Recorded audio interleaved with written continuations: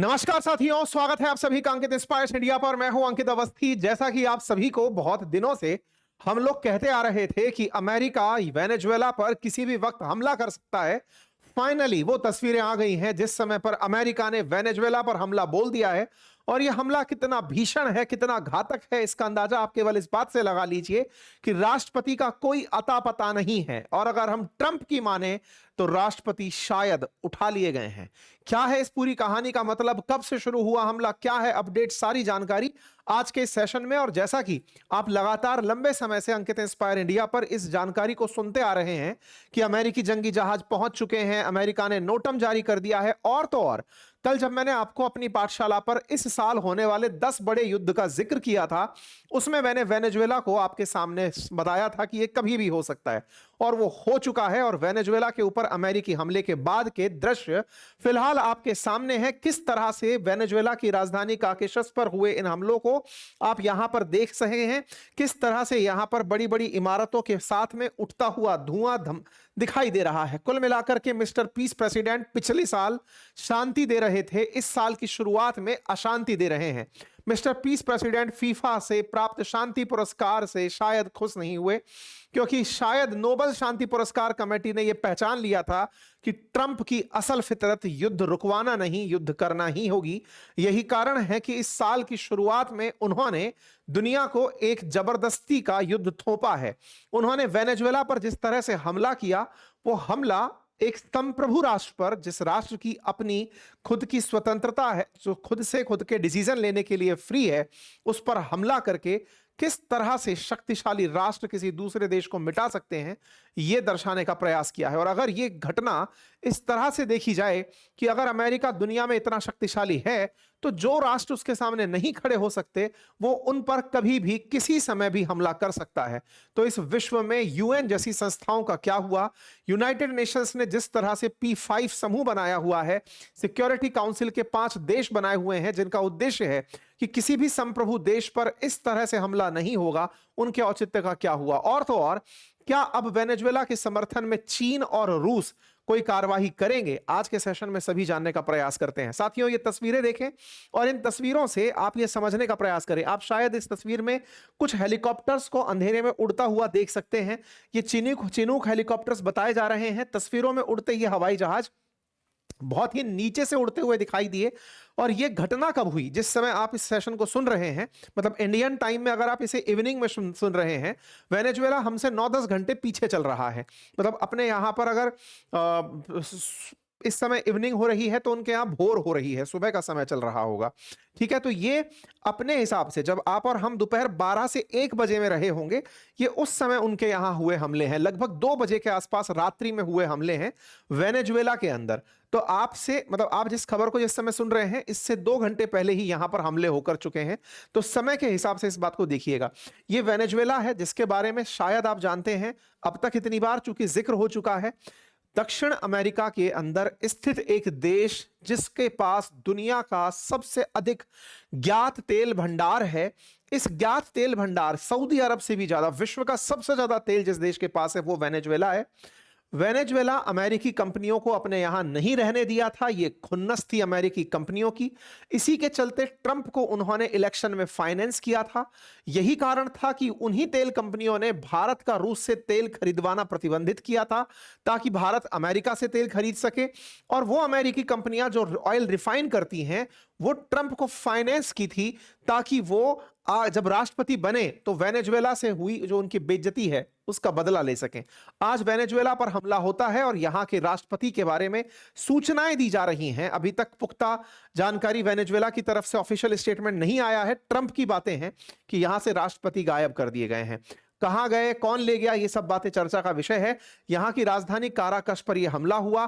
Trump के द्वारा यह हमला शुरुआत में अनाउंस ही नहीं किया गया। अक्सर ट्रंप जब हमले होते हैं उस समय एक जानकारी देते हैं कि हां हमने ऐसा कर दिया है।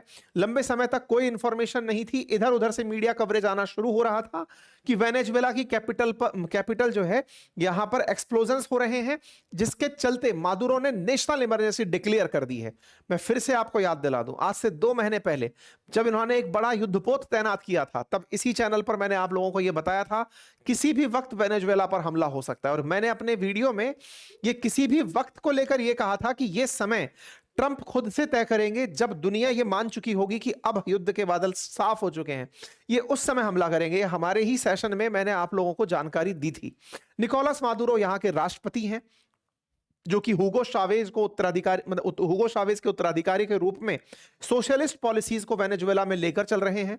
वेनेजुएला ऑयल संपन्न राष्ट्र होकर के भी अत्यधिक महंगाई और गरीबी से जूझ रहा है, क्योंकि इन्होंने सरकारी नीतियां ऐसी अपनाई थी जिसमें जनता को सब मुफ्त देने की योजना थी, चाहे वो एक एजुकेशन, चिकित्सा, वाटर, तमाम प्रकार की सुविधाएं। और ऐसे में इन्होंने सरकारी खजाने खूब लुटाए।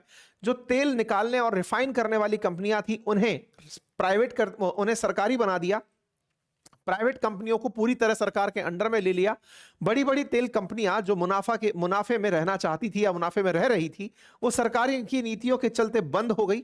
उन्हें जब सबको एक जैसा ही लाभ मिल रहा है, जब आप असल में जो साम्यवादी नीतियां हैं उनका सबसे बड़ा नुकसान ही ये होता है कि ये उन लोगों को हतोत्साहित करती हैं जो अपने मेहनत से अच्छे प्रदर्शन करना चाहते हैं। अगर सरकार सभी से यह कहने लगे कि मैं सबको एक जैसी नौकरी, सबको एक जैसा भोजन और सबको एक जैसा जीवन दूंगा, तो ऐसे में व्यक्ति जिसके अंदर मेहनत करके खुद के जीवन स्तर को ऊंचा उठाने की चाहत है, वो मेहनत करना छोड़ देता है। ऐसा साम्यवादी नीतियों में, सोशलिस्ट नीतियों में देखा गया है। जब ये बहुत ज्यादा काम करने लगती हैं तो लोगों से काम करने की इच्छा छीन लेती हैं। इसीलिए प्रोग्रेस के लिए कैपिटलिस्ट जो अप्रोच है, अमेरिका जैसे देश उसे थोपते हैं कि जिन्हें पैसे की भूख होगी वो तरक्की करेंगे, स्वार्थी लोग तरक्की करेंगे, जिन्हें अपना हित सबसे पहले पता होगा वो लोग तरक्की करेंगे, और वो इसी सोच को दुनिया के अंदर फैलाते हैं। वेनेजुएला का फेल हो जाना अब आने वाले समय में यह चर्चा का विषय बनेगा कि अगर यह देश सऊदी की तरह तेल निकालने में अमेरिका की मदद पहले ले लिया होता, या फिर यह देश इतना डेवलपमेंट मतलब इतना तेल होते हुए भी अगर ये अपने यहां प्राइवेट कंपनीज को डेवलप होने दिया होता, तो शायद ये सऊदी से भी ज्यादा पावरफुल, क्योंकि इसके पास इतना तेल है, सऊदी से भी ज्यादा तेल है, विश्व का सबसे ज्यादा ज्ञात तेल भंडार है, तो ये निश्चित ही एक बहुत बड़ी अर्थव्यवस्था होता। लेकिन यहां की सरकार की नीति और यहां की जनता को जो मुफ्त में मुफ्तखोरी पसंद आई, उसके चलते आज देश ने रातों रात खुद पर होता हमला देखा। 4 बड़े शहरों को निशाना बनाया गया, जिसमें काराकश के अलावा मिरांडा, अरागुआ और गुआयरा शामिल हैं। यहां पर 7 हवाई हमले हुए। तस्वीरों में अगर आप हमले देखें तो आप उन हमलों की इंटेंसिटी से अंदाजा लगा सकते हैं कि ये कितने भीषण रहे होंगे। 10 विमान अंदर घुसते हैं। आप यहां पर आते हुए गोलों को देख सकते हैं। यहां के जो प्रमुख सैन्य ठिकाने थे, मिलिट्री कॉम्प्लेक्सेस थे, उनको निशाना बनाया गया। जहां पर इनके वेपन्स रखे थे वेनेजुएला वालों के, उन्हें निशाना बनाया गया। आप तस्वीरों में देख सकते हैं कि किस तरह से यहां पर डिपो को नष्ट कर दिया गया। यानी कि पहले वेनेजुएला को चारों तरफ से इन्होंने ब्लॉकेड किया था। मैंने आपको बताया था उस समय भी, जब समुद्र से इन्हें चारों तरफ से घेर दिया गया था, यहां आने जाने वाले सारे पानी के जहाज रोक दिए गए थे। पूरी तरह से इनका नक्शा भर दिया गया था कि अब ये यहां से निकल नहीं पाएंगे। चारों तरफ से उन्हें ब्लॉकेड किया गया। उसके बाद में सारी जगह मार्क की गई कि इस जगह पर सेना के सारे डिफेंस के इक्विपमेंट रखे हैं, यहां से ये अटैक कर सकते हैं, इस पोर्ट से ये भाग सकते हैं, और उन पर जैसे कोई आतिशबाजी हो रही हो, इस तरह से यहां पर एक भीषण हमले को अंजाम दे दिया गया। तो ये मतलब पहले प्राइमरी एक्सप्लोजन था। सेकेंडरी एक्सप्लोजन दर्शाता है कि पहले एक बॉम्ब फटता है और वहां रखे और जो बॉम्ब है वो फट जाते हैं। ये इस प्रकार से मतलब इनकी जो रिटेलिएशन की पावर थी उसको भी खत्म कर दिया गया। यहां आप देख सकते हैं कि किस तरह से ये जो हेलीकॉप्टर्स हैं, ये अपने मतलब सेना के जो ठिकाने हैं उन पर हमला करते हुए दिखाई दे रहे हैं। वेनेजुएला के अंदर इस समय ह्यू एंड क्राई की सिचुएशन बनी हुई है। साथ ही साथ में यूएस एयर स्ट्राइक के बाद इनका जो पोर्ट है वेनेजुएला का, जो कि काकेशस के पास स्थित है, काराकश के पास स्थित है, उस पोर्ट को एयर स्ट्राइक किया गया। पोर्ट को इस तरह से कि पानी के रास्ते भी तुम कहां भाग के निकलोगे। पोर्ट प्यूर्टो दे ला गुआरा, जो कि काराकस का पोर्ट है, उस पर इन्होंने हमला किया। कुल मिलाकर के पहले समुद्र से कैरेबियन सी को इन्होंने बंद किया, एयर स्पेस को पूरी तरह लॉक किया, हवाई जहाज और मतलब यहां पानी के जहाज चारों तरफ खड़े किए ताकि कोई बाहर ना निकल पाए। जितने भी पानी के जहाज यहां निकल रहे थे उन्हें एक एक करके टारगेट करना शुरू किया हुआ था। उसके बाद में इनके पोर्ट को हमला करना शुरू किया। अब आपके सामने स्थिति है कि कोई ऑप्शन नहीं बचा। ऑप्शन नहीं बचा तो आप हालात देख सकते हैं। ला गुएरा के ऊपर इस तरह से पूरी तरह खंड भंड हो गया है। ये पूरा पोर्ट खत्म कर दिया है, पूरा एरिया पूरी तरह आग के हवाले हो गया है। और यहां से निकलने वाली तमाम फ्लाइट्स बंद कर दी गई हैं। शुरुआत में जब यहां पर लॉकहीड मार्टिन का हरक्यूलस उड़ना शुरू हुआ था, उस समय यह समझ में आ गया था कि हो सकता है कि यहां निकोलस मादुरो के ऊपर संकट आ चुका है। अमेरिका ने अपने फाइटर जेट्स के सारे ट्रांसपोंडर्स बंद करवा के उन्हें हमले के लिए भेजा था, ताकि वो फ्लाइट रडार पर कैप्चर ना किए जा सके। फ्लाइट रडार पर हुए इन हमलों को किसी ने मॉनिटर नहीं किया, क्योंकि हवाई जहाज उड़ तो रहे थे लेकिन किसी भी रडार में नहीं थे, क्योंकि ट्रांसपोंडर्स बंद थे। क्या इस पर दुनिया की कोई प्रतिक्रिया आई? जब तक मैं आपके सामने ये सेशन लेकर आया हूं, अभी शुरुआती प्रतिक्रिया इनके एक पड़ोसी देश कोलंबिया की आई है, वेनेजुएला के पड़ोसी देश। वो इसे संप्रभुता के ऊपर हमला बता रहे हैं और वो यूएन से आह्वान कर रहे हैं कि इस पर अर्जेंट बैठक बुलाई जाए। ऐसे कोई देश दूसरे देश पर कैसे हमला कर सकता है? ऐसे ही कैरिबियन कंट्री क्यूबा है, उसकी तरफ से भी इसे संप्रभुता पर हमला बताया गया। इन देशों के आपसी जो व्हाट्सएप ग्रुप्स हैं उसमें डिस्कशन चल रहा है कि यहाँ के जो पैलेसेस हैं उन पर हमला कर दिया गया है, प्राइवेट एयरपोर्ट पर हमला कर दिया गया है। सारे के सारे अपडेट अब लोकल लेवल पर चल रहे हैं। वेनेजुएला की सड़कों पर अब टैंक चलते हुए दिखाई पड़ रहे हैं और जनता शहर छोड़कर जाती हुई दिखाई दे रही है। वेनेजुएला पर यह हमला संभावित था, यह सबको पता था, लेकिन इतना जल्दी वेनेजुएला सरेंडर हो जाएगा या फिर एक रिएक्शन और एक हमले के बाद वेनेजुएला के साथ में सारा की सारा साम्राज्य हट जाएगा या बदल जाएगा, ये अमेरिका के परफेक्शन को दिखाता है और वेनेजुएला के खोखलेपन को। वेनेजुएला लगातार अमेरिका को इस बात पर लगातार चैलेंज दिया जा रहा था और ये सोचने वाली बात है कि वेनेजुएला ने डिप्लोमेसी में भी कितना लॉस उठाया होगा, जबकि ये रूस से बात कर चुका था कि अगर अमेरिका इस पर हमला करेगा तो रूस इसके साथ खड़ा होगा। तो क्या वेनेजुएला के लिए पुतिन कोई भी एक्शन लेंगे? क्योंकि ये सबसे बड़ा सवाल है। सवाल इसलिए क्योंकि यूएस ने इसे बहुत लेट एक्नॉलेज किया है कि हां, ट्रंप का हमला था, ट्रंप ने यह हमला करवाया है। पूरी तरह से ट्रैवल एडवाइजरी लेवल 4 जारी करके हमले की वो लिया गया। कहा गया कि इनके जो रक्षा मंत्री हैं वेनेजुएला के, उनको भी हमले के अंदर निशाना बना दिया गया है। इंटरेस्टिंग बात यह है कि मादुरो कल ही चाइना के प्रतिनिधिमंडल से मिले थे। चाइनीज लोग यहां आए हुए थे, उनसे इनकी मुलाकात हुई है। इतना सीक्रेसी के साथ ट्रंप ने यह हमला प्लान किया। 4 महीने पहले से प्लानिंग चल रही थी। 2 महीने पहले हमने कहा था किसी भी समय हमला हो सकता है। हम चर्चा में आपके सामने इस बारे को कह रहे थे कि जिस तरह की प्लानिंग चल रही है, यह हमला करेंगे। हमले के साथ साथ वेनेजुएला लगातार प्लानिंग में था कि वो पुतिन के साथ मिलकर के रिटेलिएशन का इनको धमकी देंगे कि तुम अगर हम पर हमला किए तो हम बदला ले लेंगे। चाइना वाले लोग मिलने गए हुए हैं, उसके बावजूद भी इनके ऊपर हमला हो जाता है। यहां पर शुरुआती खबर आने लगी कि मादुरो के बारे में कोई खबर नहीं है। थोड़ी देर बाद ट्रंप खुद निकल कर आते हैं और कहते हैं कि मादुरो को हमने पकड़ लिया है और उनकी पत्नी को भी पकड़ लिया है और पकड़ करके उन्हें बाहर भेज दिया गया है। ट्रंप का खुद का ट्रुथ हैंडल पर एक मैसेज आता है और लिखते हैं, large scale strike against Venezuela की गई। President Nicolas Maduro who has been along with his wife captured and flown out of the country. पकड़े गए और उन्हें उस देश से बाहर निकाल दिया गया। अब ये अमेरिका खुद अपने देश में लेकर चले गए या फिर वो जो कैरेबियन कंट्रीज हैं जो कि जहां पर इन्होंने अपने युद्धपोत खड़े किए हुए हैं, उनमें से किसी देश के पास, या फिर ये जो ब्रिटिश आइलैंड्स यहां पर बने हुए हैं, इनमें से किसी जगह पर इनको ले जाया गया। अब किसी को नहीं पता है। ये बिल्कुल वैसे ही है जैसे अमेरिका ने तेल के लिए इराक पर हमला किया था, सद्दाम हुसैन को पकड़ा था और उसे फांसी दे दी थी। हो सकता है अमेरिका बिल्कुल उसी तर्ज पर निकोलस मादुरो को पकड़े, क्योंकि तेल के लिए वेनेजुएला पर हमला हुआ है, ये सब जानते हैं, पब्लिक में आ चुका है। ऐसे में मादुरो के साथ भी ये हो सकता है कि कोई बड़ा ऐसा ही कार्रवाई करते हुए दिखाई दे जाए। ये घटना अमेरिका के अंदर चर्चा में आ रही थी जब यहां पर पिज्जा डिलीवरीज के नंबर बढ़ने लगते हैं। असल में अमेरिका का रक्षा मंत्रालय पेंटागन, यहां पर एक बड़ा ही मीटर चलता है, उस मीटर को पिज्जा मीटर कहते हैं।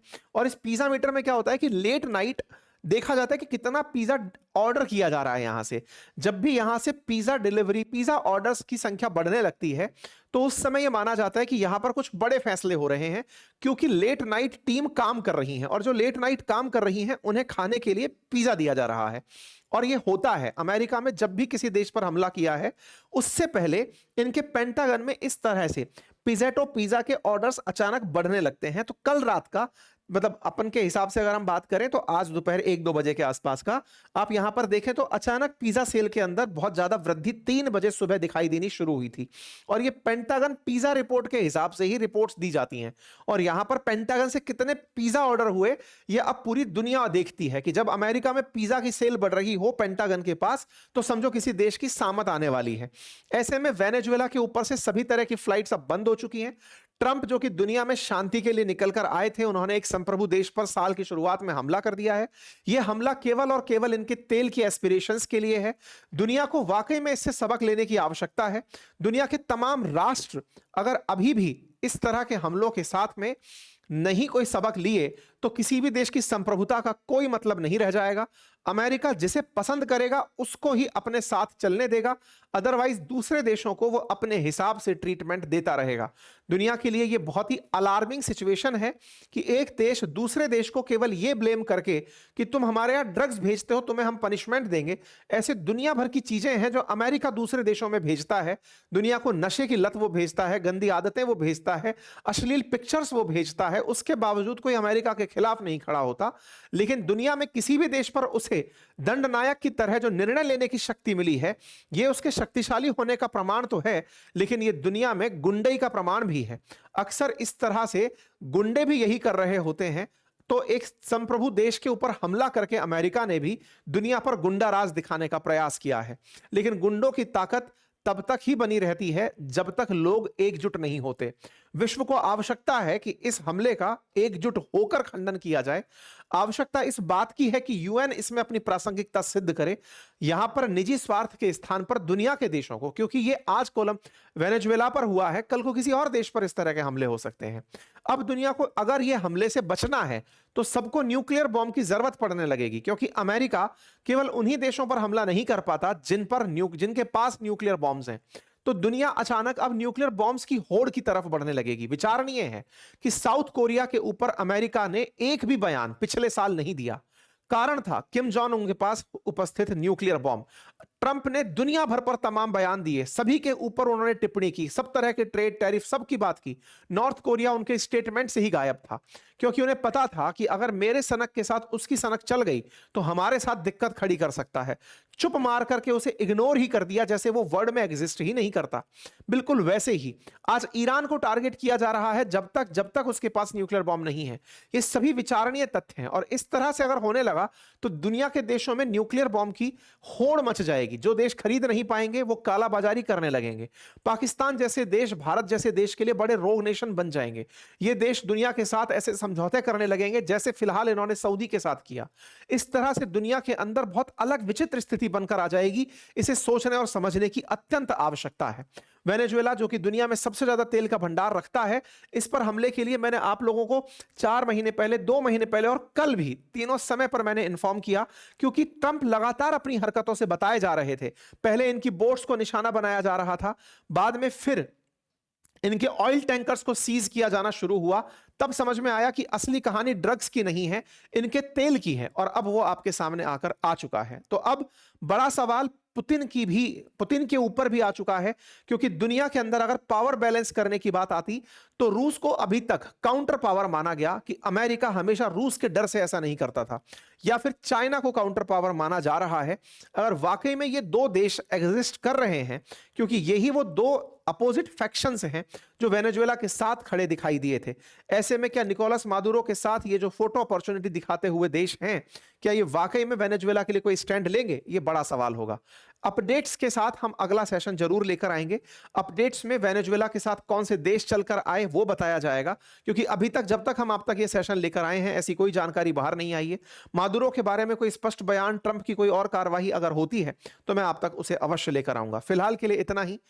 अपडेटेड रहने के लिए चैनल को सब्सक्राइब कर लीजिए। हमने कई बार आपसे कहा है कि अगर आप चैनल को सब्सक्राइब करके चलते हैं तो तमाम प्रकार के अपडेट्स आप तक ऑटोमेटिक दिखने लगते हैं, आपकी स्क्रीन पर आने लगते हैं।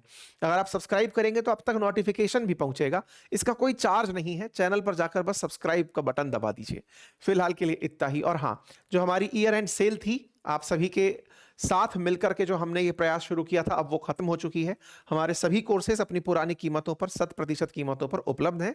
जो जिस भी कोर्स में एनरोल करना चाहे अब वो कर सकता है। बहुत बहुत धन्यवाद। अपना ख्याल रखें।